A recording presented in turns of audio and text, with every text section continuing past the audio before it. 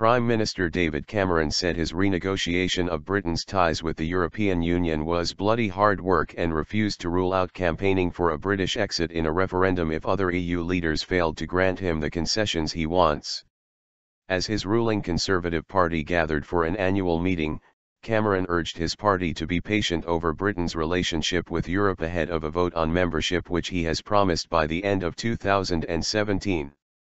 "If I don't get what I want, then I rule nothing out," Cameron told BBC television when asked if he was prepared to lead Britain out of the bloc.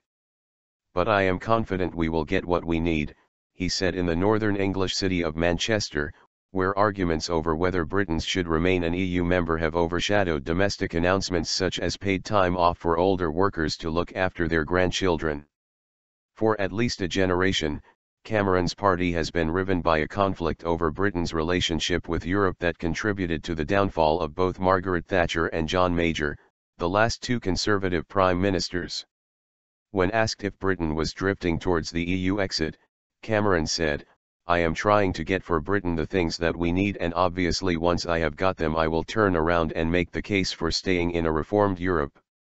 Under pressure from lawmakers who feared the electoral success of the anti-EU UK Independence Party, Cameron in 2013 promised to hold a referendum, though UKIP won just one seat in this year's parliamentary election and Cameron won the first Conservative outright majority since 1992. Thousands of protesters against spending cuts are expected to march past the Conservative conference, and one opponent screamed "Tory scum" as members entered the venue. While Cameron's majority gives him authority with many supporters, the risk he faces is that the Greek and migrant crises in Europe turn public opinion against membership, just as arguments over Europe fracture his own party. As many as 1 in 5 of his lawmakers is likely to vote to leave the EU, research from the Open Europe think tank showed, indicating the scale of the divide. A British exit would shake the Union to its core by shunting the bloc's second-largest economy away from a club it joined in 1973. Major investors and allies say a divorce would torpedo Britain's global clout and hurt London's financial powerhouse. Both supporters and opponents of membership are launching campaigns and attracting financing, though opponents have two rival organisations. Details on the course of Cameron's negotiations with European leaders, including German Chancellor Angela Merkel, are closely guarded, but officials said details on the outline of a possible deal could be given in December. "I'm confident I've got the right strategy," Cameron was quoted as saying by the Daily Telegraph. "I've just got to get on with it, it's bloody hard work." Cameron is demanding the EU allow Britain to cut benefits for EU migrants and allow London to prevent the application of Eurozone rules that might hurt Britain, which Cameron says will never join the Euro.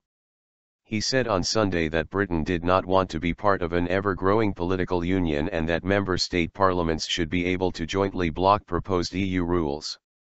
When asked about disputes within his party over Europe, Cameron said, "There are some people who want to leave the EU, and there is nothing I am going to bring back that will satisfy those people." Cameron has refused to give a date for the referendum but told the Telegraph newspaper that EU counterparts will have plenty of time to consider his requests. Cameron, who has said he will not seek a third term in 2020, dodged a question from the BBC about whether a vote to leave would be a failure, saying it was a choice for voters. Business Minister Sajid Javid, seen as potential future candidate for the Conservative leadership, refused to say if he would want to leave the EU if Cameron failed in his renegotiation.